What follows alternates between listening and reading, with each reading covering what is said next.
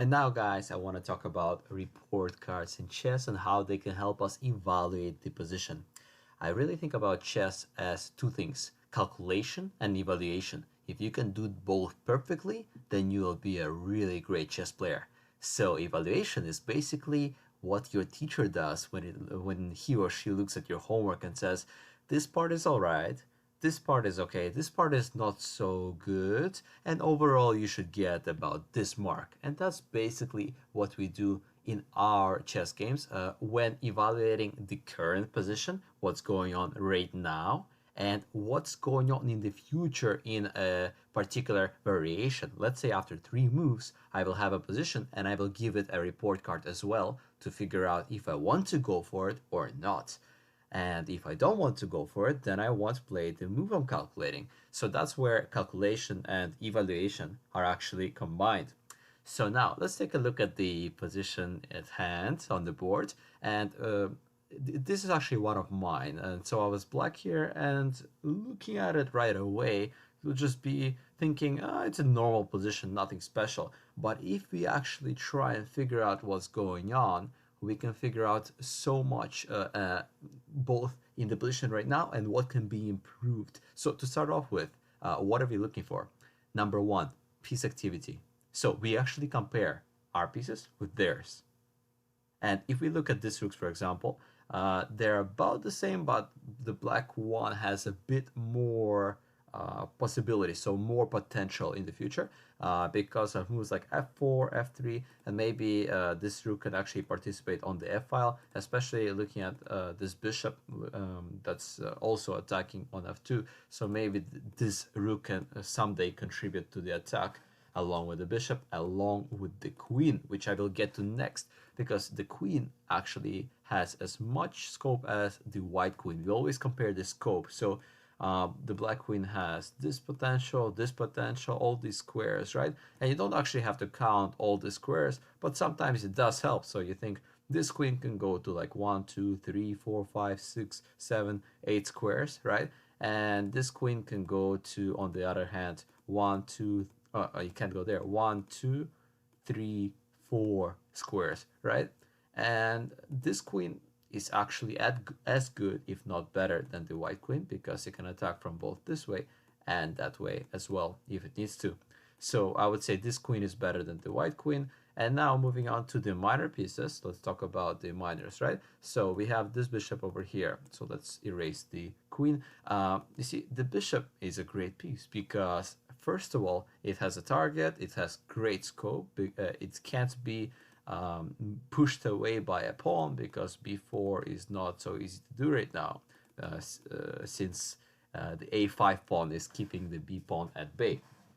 But not only is it safe, it's also extremely active, looking at both directions, making sure it can participate on the queen side and on the king side, especially with the help of the queen, who can help it make a battery and aim at the f2 square.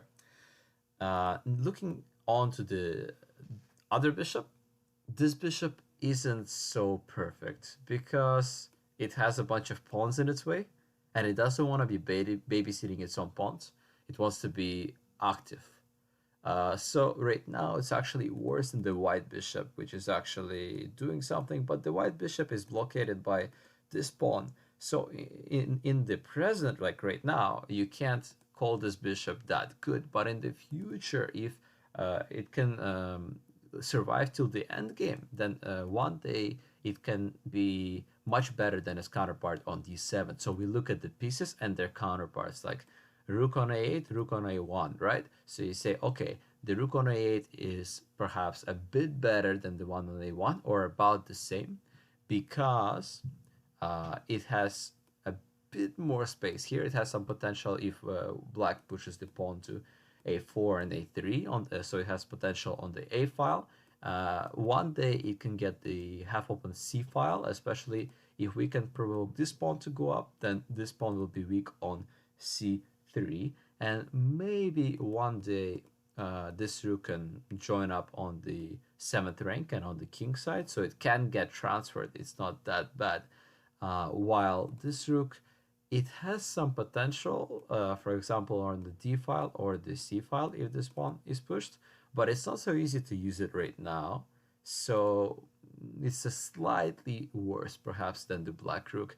Um, and that's about it for our pieces. The last thing I mentioned with activity is look at the king and say, which king is safer, this king or that king? I would say they're about the same because this king has a slight hole in the roof, but nobody can really use it because the pawn is keeping all the enemies at bay, all the enemy pieces at bay, like the bishop, which used to be good but is now blockaded by the pawn on f5.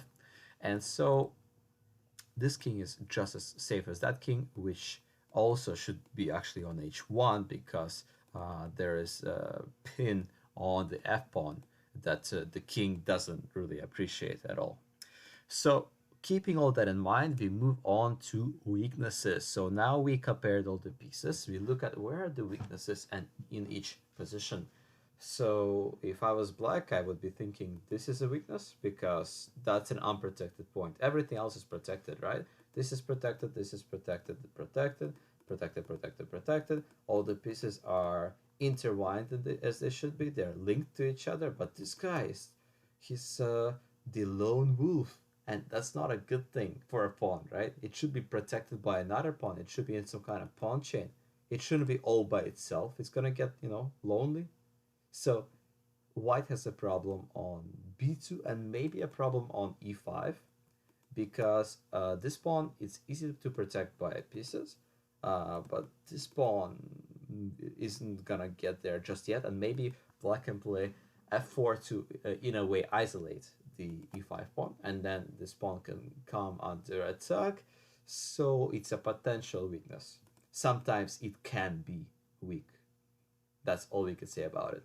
So then we finally get to the last part when we know about all the piece activity, when we know about the weaknesses in the position, because I don't think there are any other weaknesses. Maybe you could call this a weakness for black, right? If you're talking about the black weaknesses, b7 really can't be called a weakness because there's no way to use it, even though it's a backwards pawn in a way. E6 may become a weakness if this knight ever got to f4, and somehow white could play c4, trade off this pawn, and then attack it, perhaps with the help of the queen. That can be a plan for white, and your plan will evolve around the opponent's weaknesses and your piece activity. So if your pieces are active on the queen side, attack the queen side, and vice versa. If it's on the king side, then let's go on the king side. I have a lot of students that just say, I love attacking the king side, that's all I do. Well, great, but how is white gonna attack the king side right now if they have less pieces there, for example, because black can already bring in one rook, they have another bishop aiming, as well as a queen that can come to h4. If anything, black should be attacking the king side, not white. And so we come to the last part of the report card, which is something called bonus factors. Uh, they can be something like the center. So if white controls the center and white would have something like d4, e5, f4, and they have a nice little pawn chain, then more power to them, give them a few bonus points for having the center. I would say like 2 bonus points if you like. And if they have an open file, for example, let's say the which file should we open? Let's open the C file. And if white had time to play something like C4, trade off the pawns, and double up on the C file, then I would give them bonus points, especially if they could invade on the 7th rank, which is the picnic table that we'll talk about later. So that's what the rooks love to do. But right now the C file is closed, and if anything, black can have some extra points for opening up the rooks in some cases. But notice how if you push this pawn, the bishop becomes open, so it's not so easy to give points for this rook. I'm not so sure if it deserves any bonus points. So when I talk about bonus points, I'm referring to the center. I'm referring to a space advantage. So let's say right now white can claim a slight space advantage because of this pawn on e5, but it's not very big. If they had more space, or if, for example, black had a pawn on, g4, h5, b4, then black could claim some space advantage, and because of that, they get some bonus points in the evaluation. Um, and king safety is also a big one.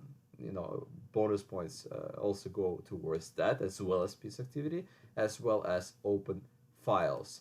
If you can think of other bonus points, like here we have something called the bishop pair, right? Because white has a bishop and a knight, and black has two bishops. Right now, this bishop can't really be feeling very proud, but if, for example, if we can put a bishop on c6 and trade off this pawn and start attacking on this diagonal, that would be phenomenal for this bishop.